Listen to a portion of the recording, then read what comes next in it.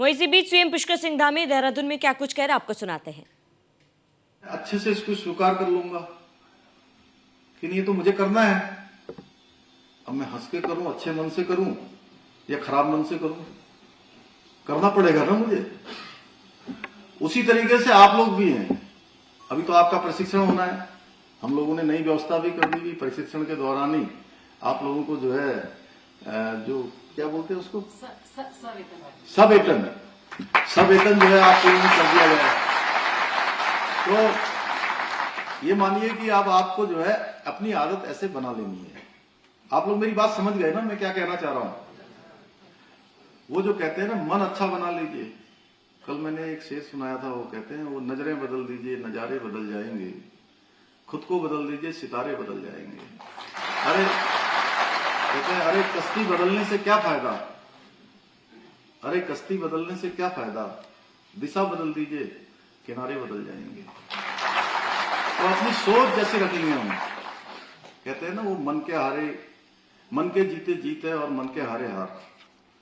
तो इसलिए मन में एक इस प्रकार का संकल्प होना चाहिए कि हमारे प्रधानमंत्री जी आज देश को कहां ले जाना चाहते हैं। वो विकसित भारत बनाना चाहते हैं। अभी आप ही सब लोगों के इसी डिपार्टमेंट में विकसित भारत संकल्प यात्रा चली थी, गांव गांव। और आज देखिए आप किस प्रकार से देश के अंदर परिवर्तन हुआ है। और वो काम जो समाज के अंतिम छोर में खड़े हुए लोगों तक जाकर अगर किसी को करना है तो काम भी आप ही को करना है। विकसित भारत भी तभी बनेगा जब हमारे गांव विकसित होंगे, हमारी अंतिम इकाई विकसित होगी, वहां रहने वाला अंतिम व्यक्ति सारी सुविधाओं से परिपूर्ण होगा, शिक्षित होगा, अच्छा स्वास्थ्य उसको मिलेगा। और गांव विकसित रहेंगे तो समझिएगा कि पूरा देश विकसित होगा, पूरा समाज विकसित होगा। उत्तराखंड में भी आज बहुत सारे हमारे गांव हैं जो दूर दूर हैं, दुर्गम हैं। वहां पर विकास की आवश्यकता भी है। अन्य जो मौलिक सुविधाएं चाहिए, जो जरूरत की चीजें जीवन जीने के लिए चाहिए, उसको भी हमें पहुंचाना है। उसकी भी न्यूनता है। दूर दूर की पहाड़ी घाटियों में बसे हुए हमारे गांव हैं, उन सब की चिंता करने का काम आप सबको करना है। उसमें स्वास्थ्य है, बिजली है, सड़क है, परिवहन है, पानी है, ऐसे जितने भी इंफ्रास्ट्रक्चर होते हैं जो जरूरी हैं जीवन जीने के लिए, वो सारा पहुंचाने का काम, लोगों को उपलब्ध कराने का काम, वो सब आपके कंधों पर है। क्योंकि आप नवोदित भी हैं, उदयमान भी हैं।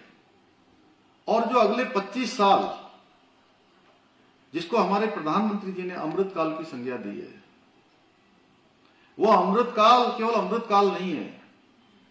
इन 25 सालों के अमृत काल के इस कर्तव्य काल में हमको भारत को विकसित भारत बनाना है। जो विकसित भारत का संकल्प लिया है, उस विकसित भारत के संकल्प को पूरा करने का काम सबसे ज्यादा किसी के कंधों पर है तो उनके कंधों पर है जो आज से सेवा शुरू कर रहे हैं। क्योंकि बहुत सारे लोग ऐसे होंगे जिनकी आयु 50 साल हो गई, जिनकी 55 हो गई, जिनकी 60 हो गई। वो अगले 25 सालों तक उस सेवा काल में नहीं रहने वाले हैं। लेकिन उनका अनुभव लेकर, उनका मार्गदर्शन लेकर, उनका आशीर्वाद लेकर हमको इस संकल्प को पूरा करना है। और ये संकल्प हम सब पूरा करेंगे।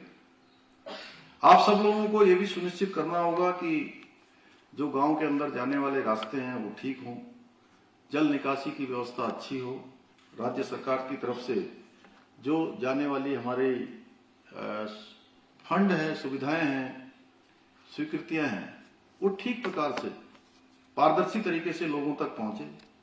अंतिम छोर में जो व्यक्ति खड़ा है उस तक सरकार पहुंचे। या मैं ये कहूं कि चहुमुखी विकास की नींव बनने का काम या उसको बनाने का काम आपके मजबूत कंधों पर है। और हमारे प्रधानमंत्री जी ने जो विकसित भारत के सपने को साकार करने का जो संकल्प लिया है, वो संकल्प भी हम सबको पूरा करना है। प्रधानमंत्री मोदी जी के आने के बाद देश के अंदर अनेक परिवर्तन हुए। अगर हम 2014 से पहले के भारत को देखेंगे तो आप देखिए कि विश्व मंचों पर भारत की क्या स्थिति होती थी। हमारे प्रधानमंत्री जाते थे दुनिया के दूसरे देशों में, तो उनको हमारे प्रधानमंत्री जी को देखने का नजरिया अलग होता था।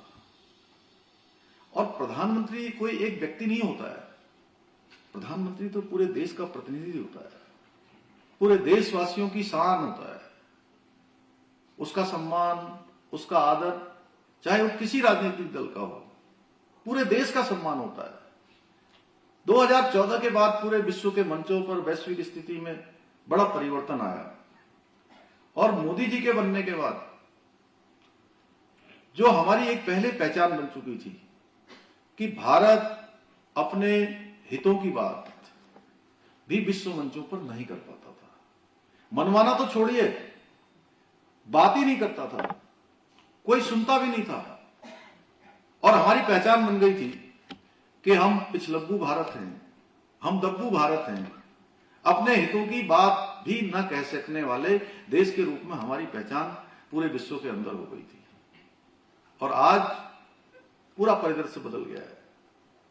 आज पूरे विश्व के अंदर जो भारत का मान सम्मान और स्वाभिमान बढ़ा है, पहचान बढ़ी है, और दुनिया के अंदर कोई भी बड़ी घटना होती है तो आज दुनिया भारत के रुख का इंतजार करती है कि भारत क्या कहने वाला है।